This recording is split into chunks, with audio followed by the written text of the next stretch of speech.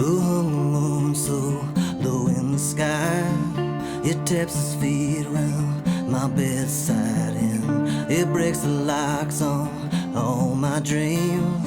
Who hung the moon with its twisted beam?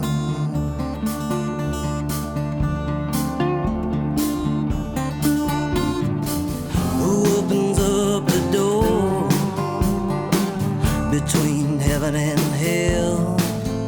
Pray tell, who opens up the door? Pray tell.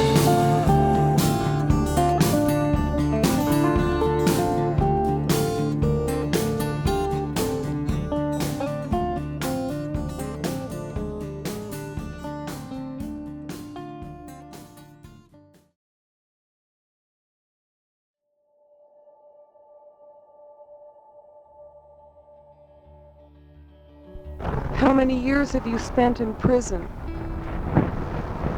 Throughout my lifetime, 17 years all told.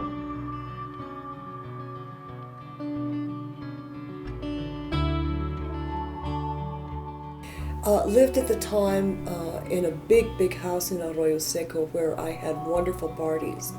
And Buzzard showed up at a party.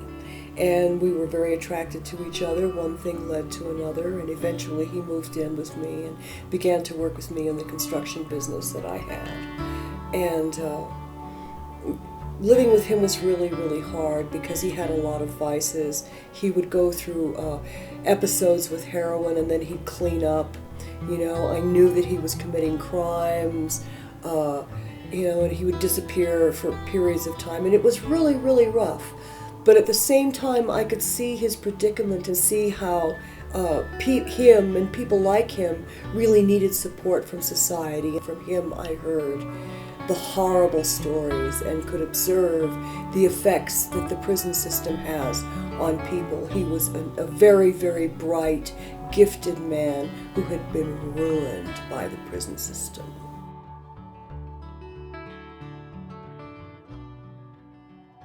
Well, all these years that you've spent in prison, what do you think that they've done to you as a person?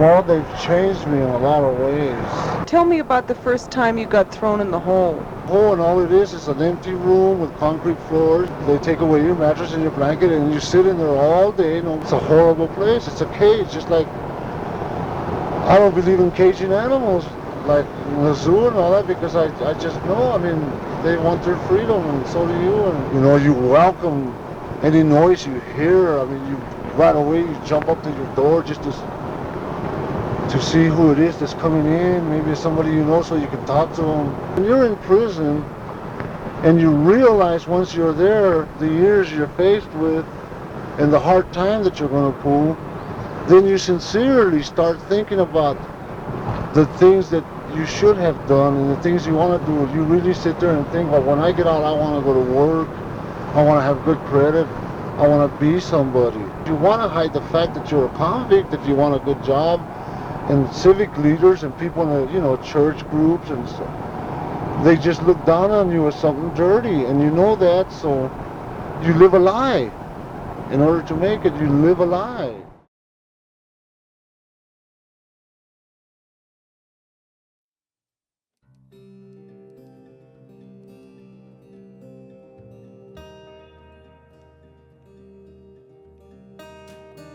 I went to prison because I shot a guy in a bar.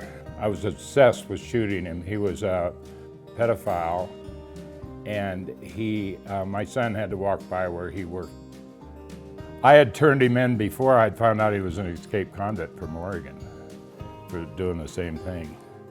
Then he was back in a year, flaunting these two kids in front of me that he said, these are my sons. And I had a double-barrel .32 caliber pistol, and I practiced. And he came in with some other people and to have lunch at the El Patio. Called him out into the middle of where the patio, there's a big dining room area, and then there's one on the side and the bar and everything. And he came out and I pulled the gun out and shot him. The whole place cleared out. There were steaming enchiladas on plates and everything, and he fell down. The trial came, and I decided to plea bargain. I said, take me right now, and so we went down there, not an idea what the Santa Fe State Penitentiary was like. They moved me to D2, which was, they called the old man's dorm. It was anybody over 35.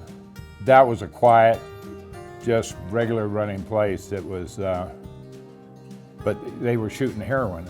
They'd have these riots, you know, where they'd be after somebody or a couple guys and beat the shit out of them. And then these Chicanos from the other dorm came over, who I knew from the main place, and they says, Wagner, we just want to warn you, we're going to kill the guy in the bunk next to you, just so you know. What am I going to say, that I didn't hear or see anything?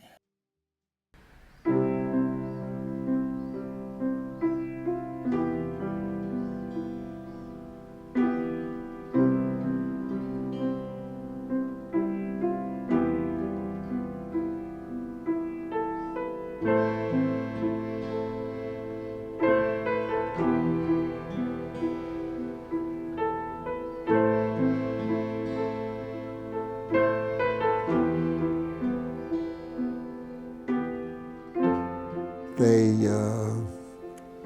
had my book in their prison library, and they just asked if they could possibly get me to come to do a workshop there, and I said yes, I would do it.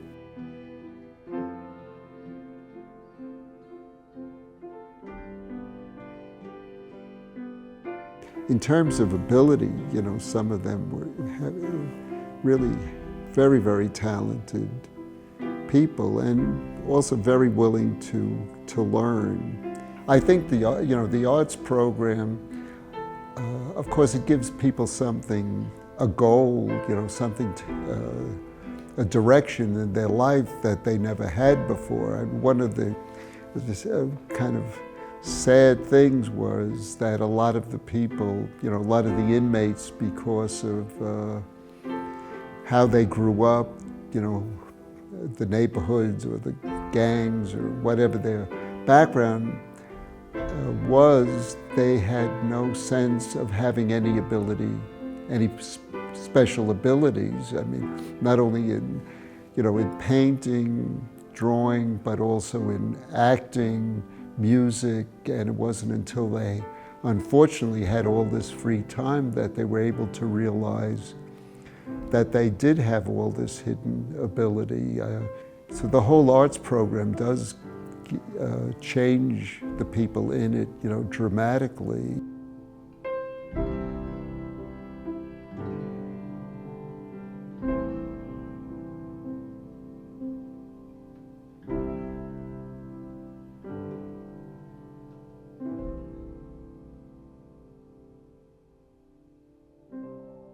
I was working my way through school, so I needed a job that would pay well. I worked at the Inglewood Federal Youth Center.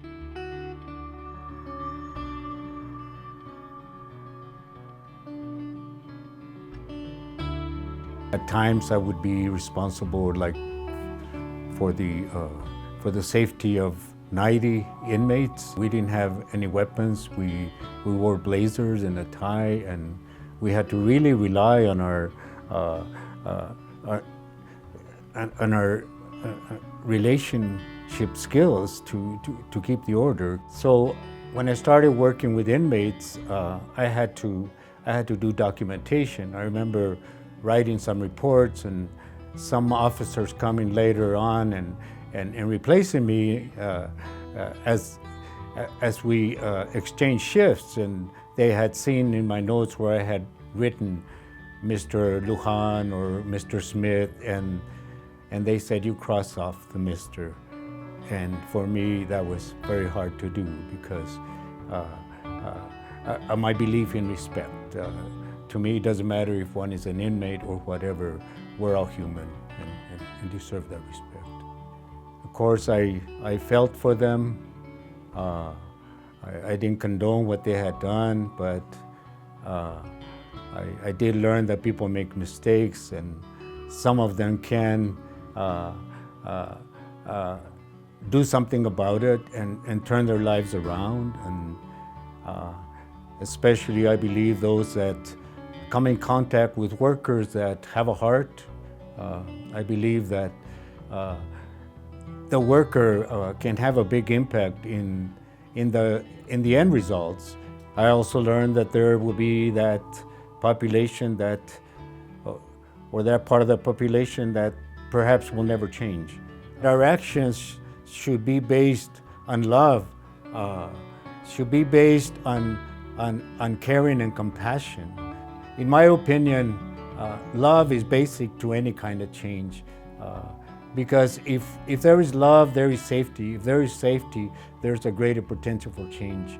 So we must convey this to the people that we work with, that we believe in them, because there is a theory that says, I am who you say I am.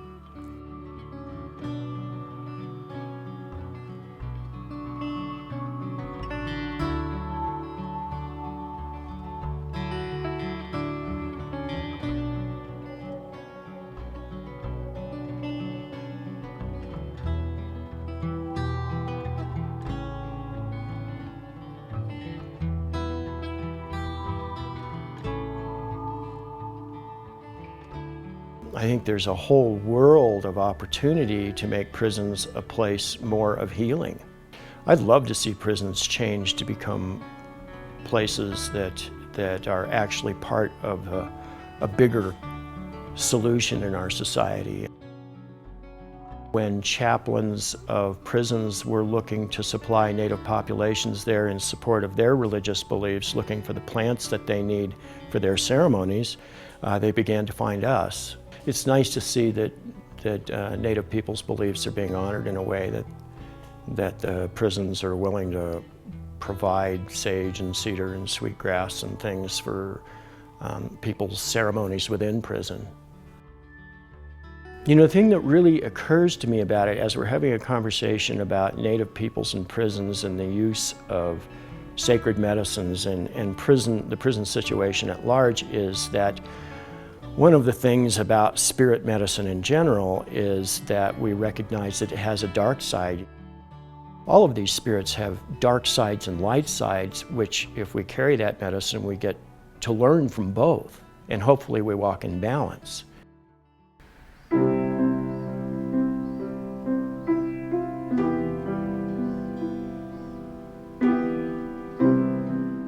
What got me into prison is dealing drugs, and in Santa Rosa, here in New Mexico, I did 18 months. Altogether, I'd say probably 10 or 11 years altogether.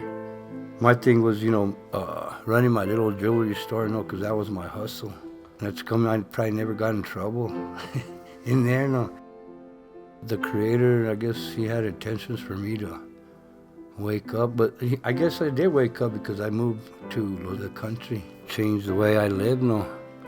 I kind of fell back to when I was younger. No, it's a blessing for me to be over here. It's, you don't have to watch over your shoulder every 5 minutes when you're walking down the street or over here in the country. It's peaceful. Oh, my life now is wonderful. The day of my life is just get up early in the morning and do what I have to do to start the day, and then I go into art, and to me that's therapy, where the Creator has helped me by helping me do my art, and some angel has helped me a lot too.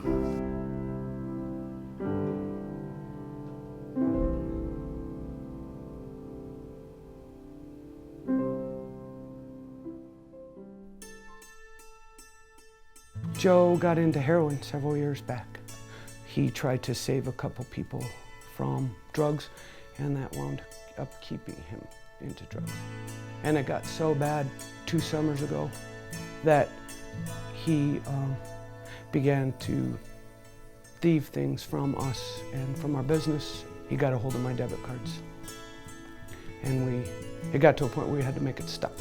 We got a fairly new police chief in town, who was from a big city. And I thought perhaps his objectivity would give me some insight. And so I went to him and I said, I'm concerned and I'm trying to save my son. I don't know how. He said, Mary, the best thing you can do is get him locked up for a while. It'll save his life. And I said, will you promise me he'll get help?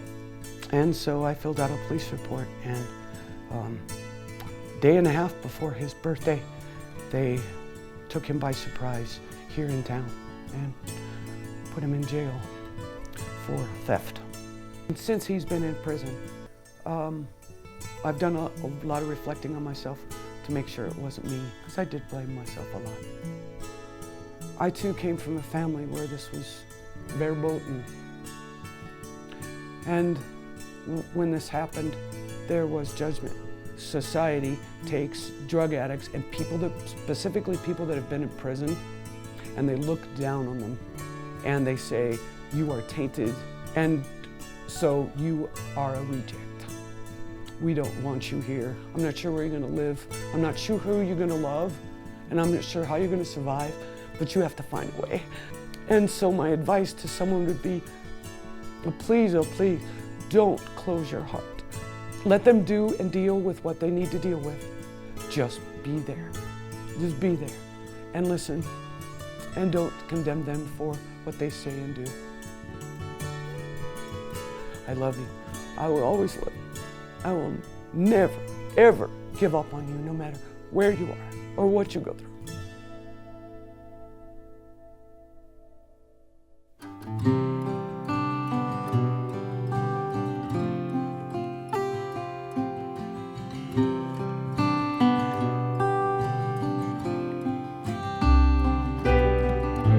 When I look homeward, you're what I see. I see a light shining.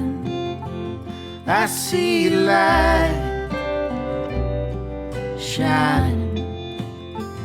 I see a light shining. Oh, angel, watching over me.